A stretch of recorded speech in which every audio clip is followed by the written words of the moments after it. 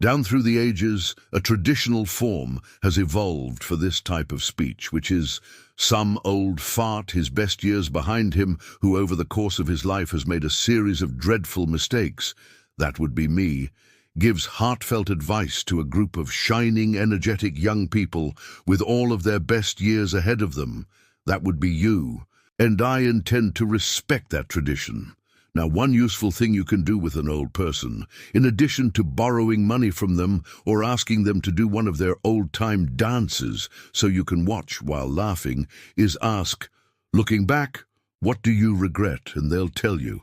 Sometimes, as you know, they'll tell you even if you haven't asked. Sometimes, even when you've specifically requested they not tell you, they'll tell you. So, what do I regret?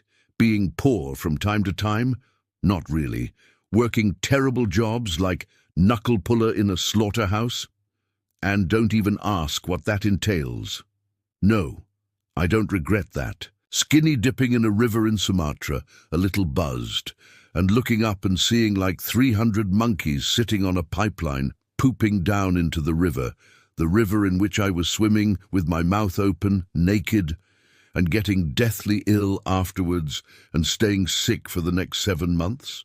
Not so much. Do I regret the occasional humiliation? Like once playing hockey in front of a big crowd, including this girl I really liked. I somehow managed, while falling and emitting this weird whooping noise, to score on my own goalie, while also sending my stick flying into the crowd, nearly hitting that girl. No, I don't even regret that. But here's something I do regret. In 7th grade, this new kid joined our class. In the interest of confidentiality, her convocation speech name will be Ellen. Ellen was small, shy. She wore these blue cat's eye glasses that, at the time, only old ladies wore. When nervous, which was pretty much always, she had a habit of taking a strand of hair into her mouth and chewing on it.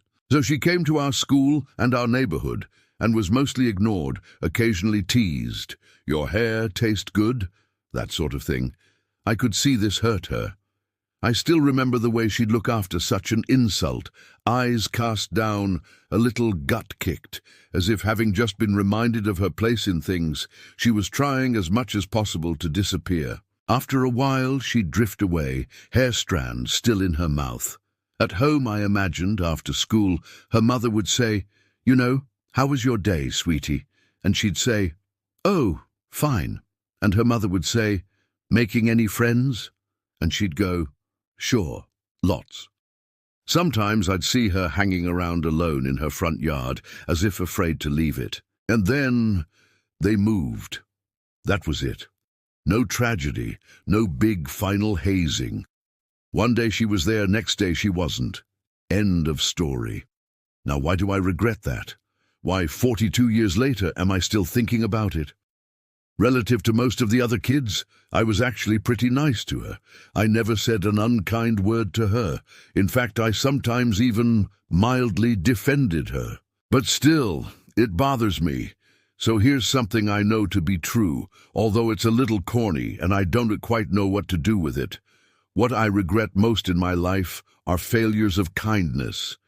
Those moments when another human being was there, in front of me, suffering, and I responded sensibly, reservedly, mildly. Or to look at it from the other end of the telescope, who in your life do you remember most fondly, with the most undeniable feelings of warmth? Those who were kindest to you, I bet. It's a little facile, maybe, and certainly hard to implement, but I'd say, as a goal in life, you could do worse than try to be kinder. Now, the million-dollar question. What's our problem? Why aren't we kinder?